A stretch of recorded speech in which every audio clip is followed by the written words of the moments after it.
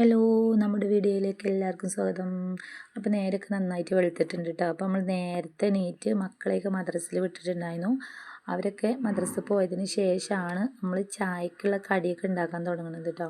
അപ്പോൾ ഇന്ന് ചായക്ക് നമ്മൾ പുട്ട് ഉണ്ടാക്കണം എന്നാണ് വിചാരിക്കുന്നത്. അപ്പോൾ പുട്ട് ഉണ്ടാക്കുക എന്ന് പറഞ്ഞപ്പോൾ തന്നെ നീച്ചു പറഞ്ഞു എനിക്ക് ചിരട്ടപ്പുട്ട് മതിയെന്ന്. അവന് ചിരട്ടപ്പുട്ട് ഭയങ്കര ഇഷ്ടമാണ്. അവന് ഈ വലിയ കുറ്റിപ്പുട്ടിനോടെക്കാട്ടിലും ഇഷ്ടം കഴിക്കലൊക്കെ കണക്ക് തന്നെയാണ്, എന്നാലും അവനത് ഉണ്ടാക്കിയിട്ട് കഴിക്കാൻ കൊടുക്കുന്നത് അവന് ഇങ്ങനെയായിട്ട് ഇഷ്ടം. അപ്പോൾ ഞാൻ എക്സ്ട്രാ ഒരെണ്ണം കൂടി ഉണ്ടാക്കി, ബാക്കിയുള്ളത് സാധാ നോർമൽ പുട്ടാക്കി ഉണ്ടാക്കിയിട്ടോ. പുട്ടിലേക്ക് നമ്മളിന്ന് കടലക്കറിയൊക്കെ ഉണ്ടാക്കിയിട്ടുണ്ട്, പിന്നെ പപ്പടം പൊരിച്ചിട്ടുണ്ട്.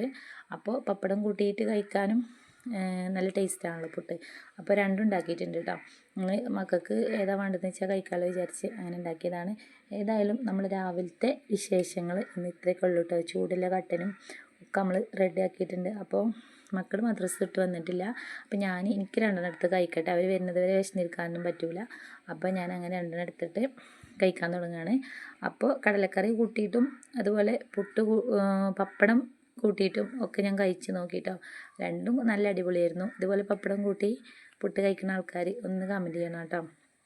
പിന്നെ നമ്മുടെ വീഡിയോ ആദ്യമായിട്ട് കാണുകയാണെന്നുണ്ടെങ്കിൽ പ്ലീസ് ഒന്ന് സബ്സ്ക്രൈബ് ചെയ്യാനും ലൈക്ക് ചെയ്യാനും ഷെയർ ചെയ്യാനും മറക്കരുത് കേട്ടോ. അപ്പോൾ ഇന്നത്തെ നമ്മുടെ രാവിലത്തെ വിശേഷം ഇത്രയേ ഉള്ളൂ. മറ്റൊരു വീഡിയോയിൽ വീണ്ടും കാണുന്നവരേക്കും ബൈ.